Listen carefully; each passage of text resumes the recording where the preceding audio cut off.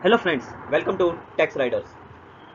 सो आज हम लोग डिस्कस करेंगे कि फाइनेंस बजट में गवर्नमेंट ने आम आदमी को क्या प्रोवाइड किया है और किन केसेस में उन्होंने टैक्सेस इंक्रीज किए हैं। ओवरऑल बजट अच्छा रहा है या एवरेज है, ये भी हम डिस्कस करेंगे। तो ये एक स्मॉल सी वीडियो है, आप इसको प्लीज़ ज़रूर देखिएगा, इससे आपको एक ओवरऑल व्यू आएगा। तो आइए चलते हैं अपनी पहली स्लाइड पे। सो फ्रेंड्स, अब हम देखेंगे कि पर्सनल टैक्स में बजट में क्या आया है सैलरीड एम्प्लॉयज़ के लिए और कॉमन मैन के लिए। तो सैलरीड के लिए सबसे पहले स्टैंडर्ड डिडक्शन इंक्रीज हुई है 50,000 से 75,000। फैमिली पेंशन की जो डिडक्शन पहले 15,000 थी वो 25,000 हो गई है।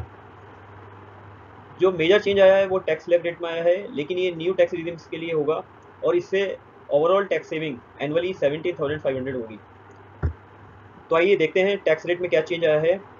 पहले भी 3 लाख तक मिल था, अभी भी 3 लाख तक इनकम मिल रहेगी। 3 से 6 लाख तक पहले 5% था, उसमें एक छोटा सा चेंज किया है, 3 से 7 लाख 5% कर दिया है। पहले 6 से 9 लाख 10% था, अब ये बढ़ के 7 से 10 लाख हो गया है 10%। पहले 9 से 12 लाख तक 15% था, अब वो 10 से 12 लाख तक 15% कर दिया गया है। इसके बाद जो टैक्स स्लैब रेट है 12 से 15 वो सेम ही है 20%, और फिर 15 से ऊपर 30%।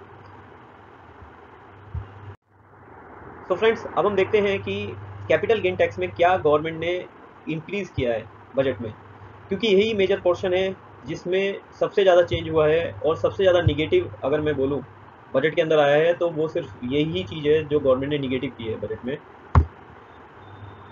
अब ये निगेटिव मूव मेरे हिसाब से तो निगेटिव मूव है, आप लोग ये स्लाइड देख के डिसाइड कर सकते हैं कि गवर्नमेंट ने सही किया है गलत किया है। लेकिन मेरे अकॉर्डिंग अगर ये कैपिटल गेन टैक्स इंक्रीज होता है तो इससे इन्वेस्टर डिस्करेज होगा मार्केट में पैसा डालने के लिए, और ये म्यूचुअल फंड और रियल इस्टेट इंडस्ट्रीज के लिए, इक्विटी इंडस्ट्री के लिए भी ठीक नहीं है। एक इसमें रिलीफ मिला है कि कैपिटल गेन टैक्स जो लॉन्ग टर्म सेल पे था इक्विटी पे, वो इंक्रीज कर दिया है 1 लाख से 1.25 लाख। तो आइए इस टेबल के थ्रू हम समझते हैं कि क्या चेंज आया है कैपिटल गेन टैक्स में। इसको मैंने सिंप्लीफाई करने की कोशिश किया है, तो आपको शायद पसंद आएगा ये। इक्विटी और म्यूचुअल फंड जो लिस्टेड हैं मार्केट में, उसमें पहले शॉर्ट टर्म कैपिटल गेन पे 15% टैक्स था, अब वो इंक्रीज होकर 20% कर दिया गया है। Long term capital gain tax पहले 10% था, जो इंक्रीज करके 12.5% कर दिया है। होल्डिंग पीरियड की बात करें तो अगर आपका मार्केट में 1 साल से ज़्यादा इन्वेस्टमेंट है तो वो लॉन्ग टर्म में आएगा, तो आपको अब टैक्स 12.5% लगेगा। लेकिन पहले 1 लाख की एग्जेम्पशन थी, वो एग्जेम्पशन इंक्रीज करके 1.25 लाख की कर दी है। मेरे हिसाब से ये बड़ा बैड मूव है, इससे इन्वेस्टर डिस्करेज होगा। बात करते हैं अनलिस्टेड शेयर्स की और फॉरेन शेयर्स की। उसमें जो शॉर्ट टर्म कैपिटल गेन था वो पहले स्लैब रेट के अकॉर्डिंग टैक्सेबल होता था, अभी भी वो स्लैब रेट के अकॉर्डिंग ही टैक्सेबल होगा। अगर किसी का मैक्सिमम स्लैब रेट 20% है तो वो 20% के हिसाब से टैक्सेबल होगा, अगर किसी का 30% है तो 30% के हिसाब से टैक्सेबल हो जाएगा। अब बात करते हैं लॉन्ग टर्म की। तो लॉन्ग टर्म पहले ये 20% टैक्सेबल था विद इंडेक्सेशन, लेकिन अब इंडेक्सेशन का बेनिफिट हटा दिया है और इसको 12.5% पे टैक्सेबल कर दिया है।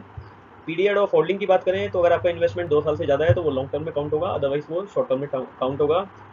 ये मेरे अकॉर्डिंग बैड इसलिए है क्योंकि इंडेक्सेशन का बेनिफिट नहीं हटाना चाहिए था गवर्नमेंट को, क्योंकि इंडेक्सेशन का काफ़ी बेनिफिट होता है और उसके अकॉर्डिंग टैक्स भी कम हो जाता है। अब बात करें रियल इस्टेट की, प्रॉपर्टी की, तो यहाँ पे तो इन्होंने बवंडर मचा दिया है। बहुत ही ज़्यादा निगेटिव जो किया है गवर्नमेंट ने वो बजट में, वो रियल इस्टेट इंडस्ट्री के साथ ही किया है। इसमें इन्वेस्टर और जिनका एंसेस्टर्स प्रॉपर्टीज़ हैं, उसमें सबसे बड़ा चेंज ये किया है कि इंडेक्सेशन का बेनिफिट ही हटा दिया है। तो अगर किसी की पुरानी प्रॉपर्टी आ रही है और वो पर्सन 20 साल या 24 साल के बाद वो प्रॉपर्टी सेल कर रहा है तो उसको इंडेक्सेशन का बेनिफिट नहीं मिलेगा और उसको फ्लैट टैक्स देना पड़ेगा टोटल गेन पे। तो आई थिंक ये तो बहुत ही ज़्यादा निगेटिव मूव है, ये पास होना ही नहीं चाहिए बजट में, क्योंकि अभी प्रपोज बजट है तो आई थिंक इसको पास नहीं होना चाहिए, जब भी हमें बेनिफिट होगा।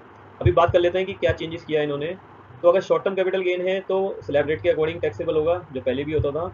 अगर लॉन्ग टर्म कैपिटल गेन है तो वो पहले 20% पे टैक्सेबल था विद इंडेक्सेशन बेनिफिट को हटा दिया गया है तो वो 12.5% पे टैक्सेबल होगा।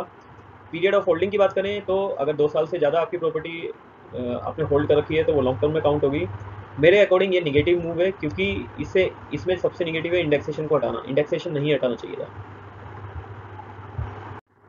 सो फ्रेंड्स, इसको मैं समराइज कर देता हूँ स्लाइड्स को। ओवरऑल बजट देखकर मुझे ये लगता है कि गवर्नमेंट का इलेक्शन के बाद जो बजट आना चाहिए था उसकी एक्सपेक्टेशन उन्होंने मीट नहीं की है।